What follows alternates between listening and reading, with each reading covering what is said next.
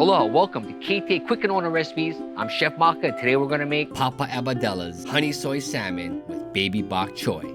First off, get your salmon and sprinkle with salt and pepper. Fry on a medium-high heat for about 5 minutes.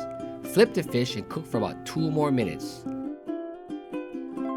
Then add the honey, the soy sauce, the water, and the butter. Cover the pan and cook for about 4 more minutes. Now to make the bok choy, cut the baby bok choy in half and wash. Boil water in a large pot and add the bok choy and cook for about 1 minute. Remove, drain and pat dry. Heat oil in a medium pan. Fry the baby bok choy for about 1 minute. Then add butter, a little bit of salt and pepper.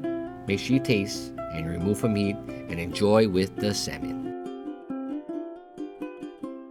For this recipe and more, visit ktasuperstores.com/recipes. Mahalos.